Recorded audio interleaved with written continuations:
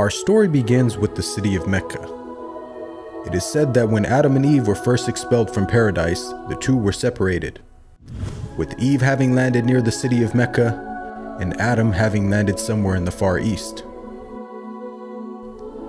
After many years of searching for one another, Adam finally managed to make his way down through the Arabian Peninsula to Mecca, and it was at the top of Mount Arafat, just outside the city of Mecca, where the two were finally reunited.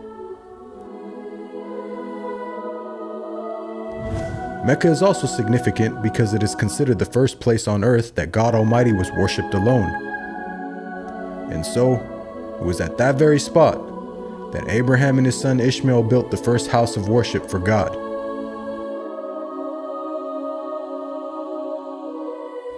In honor of this, God Almighty had built in the heavens a similar structure for the angels. And it is said that every day, 70,000 angels come to that building to perform their prayers and then leave, intending never to return again.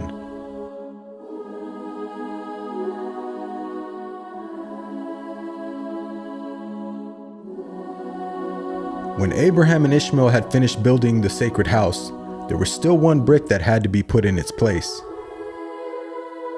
And so, Abraham sent his son Ishmael off to find a unique stone that he could put there. But God Almighty destined that the final stone that was to be laid would not be from the material of this world, but instead a stone directly from the heart of paradise. The angel Gabriel then brought the stone down to Abraham, who proceeded to put it in its proper place. It is said that when the stone first came down, it was a pure white color. But due to the impurities of this world and the sinfulness of man, the stone slowly began to fade and eventually turned black. As time passed, the city began to develop, with the people of Mecca remaining upon pure monotheism, worshiping one God alone.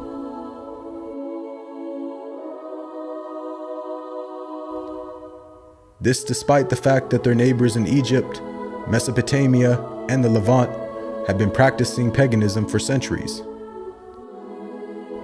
But this was all to change when a merchant by the name of Amr ibn Nuhay had decided to conduct his business outside of Mecca.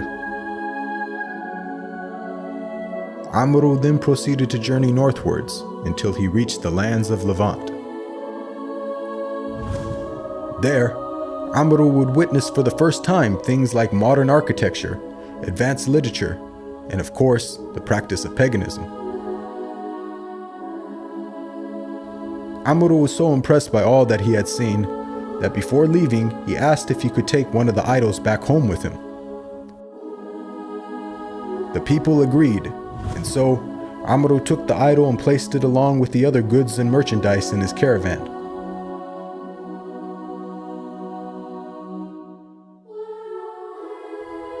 He then set out southwards, back towards the city of Mecca.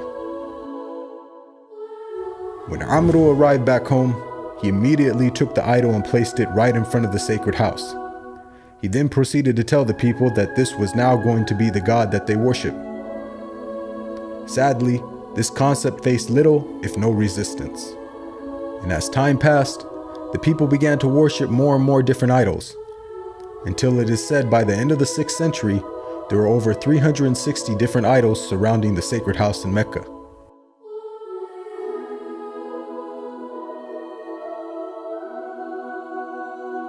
As the years passed and paganism became more prominent throughout the world, the people who still practiced monotheism knew that the coming of a new prophet was close at hand.